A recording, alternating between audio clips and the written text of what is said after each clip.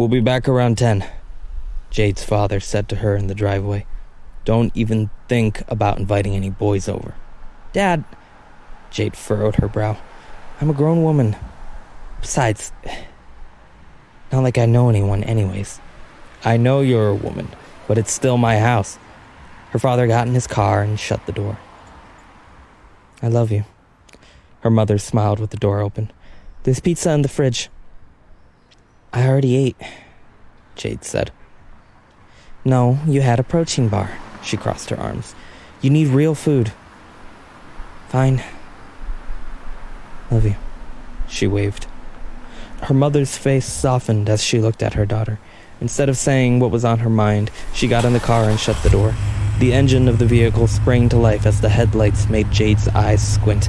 The car started to pull out when Jade raised her hands and yelled, "Watch out!" Her father slammed on the brakes and lifted his hands in confusion. Bruno's out!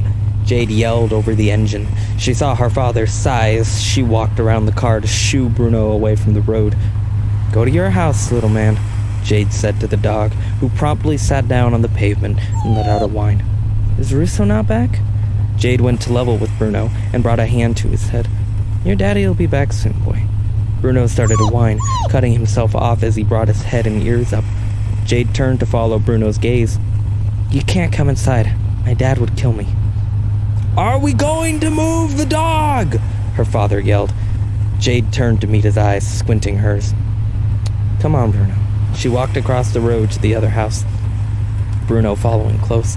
Standing on Russo's lawn, she watched as her parents pulled out of the driveway and went down the road, her mother waving to her. Jade felt a pain from her leg. Bruno was pawing it with his nails, begging for attention. You're a good boy, but not right now. I'm tired. Bruno whined. Jade walked over to the neighbor's fence gate and ushered Bruno inside. Walking back to her house, she frowned, hearing Bruno still whining behind her. She made her way to the kitchen and opened the freezer. Jade went for the pizza inside, but stopped her hand before grabbing it. She stared at it before bringing her hand back to her lips as she bit them.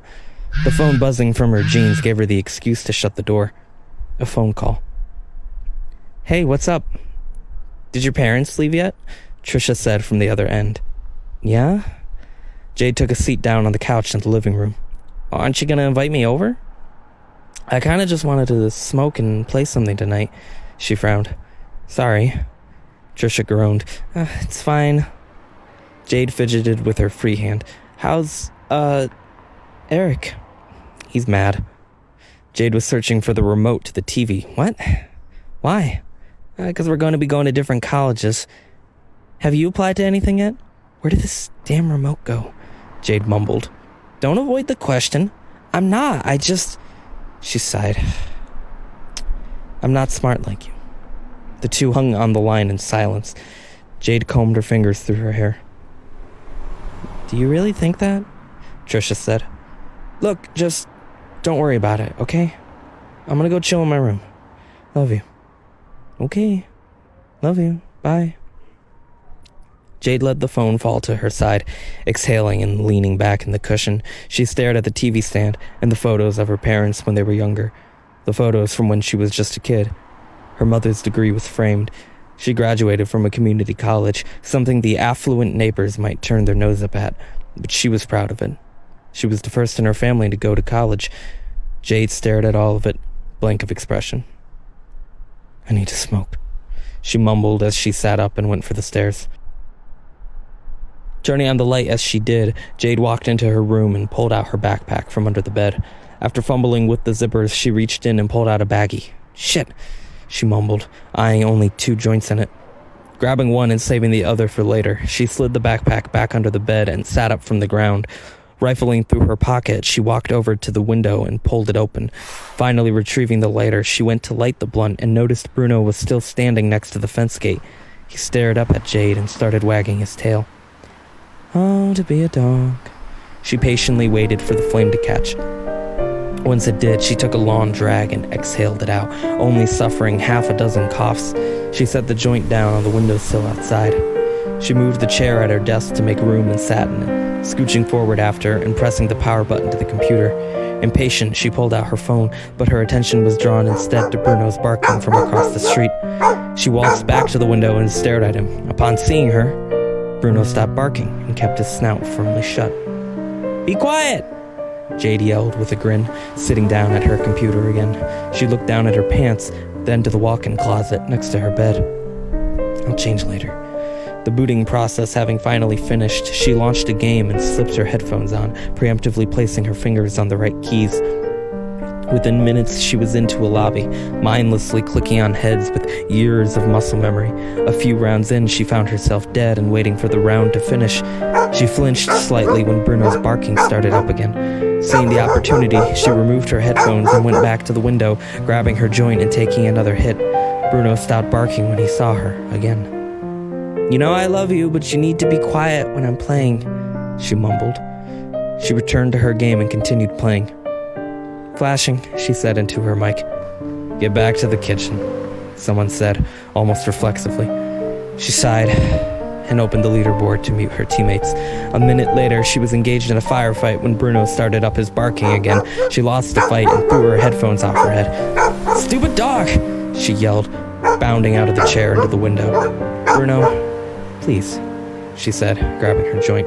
She exhaled the smoke. Fuck it.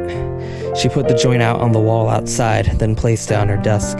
Then she grabbed the window and pulled it back down. Catching on her own translucent reflection in the window, Jade's eyes ran over her own body. Her gaze went to meet her own when she drew in a sharp breath, eyes snapping wide. There was an eye in her closet, peering back at her. She stood there shaking, and then quickly averted her eyes to the floor, chest heaving yet trying to remain quiet. Sluggishly, she heaved her body around and took a few steps towards the door. She paused and held her breath, forcing her eyes to not shift to the closet. Another breath in, and she forced her legs to move for the door and opened it, shutting her eyes as she closed it. Then she ran for the stairs. Her bedroom door opened back up as loud, banging footsteps coursed towards her. Then life happened in snapshots to her. First step, Jade stumbles as her vision blurs. Second step, the thuds from pounding boots ring in her ears. Third step, Jade gasps for oxygen, her heart demanding it. Fourth step, the air shifts around her as the intruder gets closer.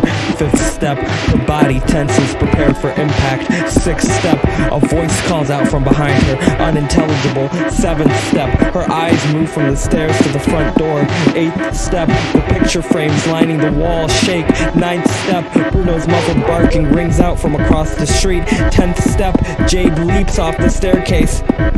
She stumbles on the landing, but catches herself, arms reaching out for the door. Rattling the knob from her shivering hand, she manages to pull the door open and races out of it. Halfway out, she feels a tug on her hair and is pulled back towards the inside. But again, she catches herself, this time with her hands bracing against the outside wall and door. "Help!" she screams.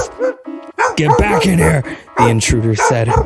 Bruno's barks stop as the dog climbs the fence and races across the street. The intruder pulls her inside and goes to shut the door, but Jade stops it with her arm flying up, the door painfully pinning it.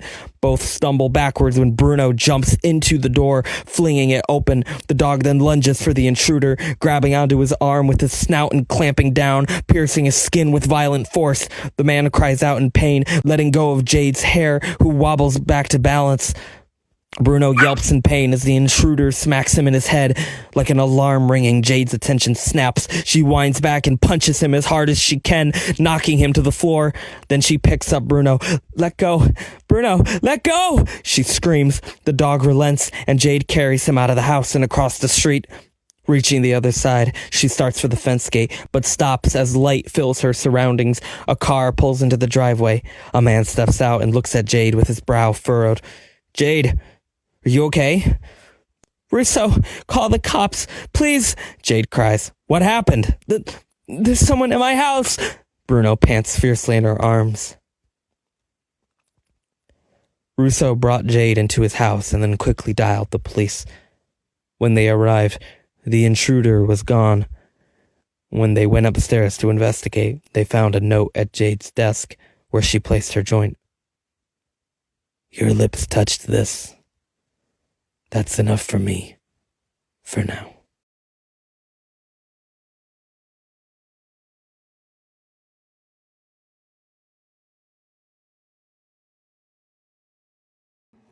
Hi. If you enjoyed the story, please give it a like, comment, and subscribe. I would really appreciate it. And I hope you have a great rest of your night. And sweet dreams.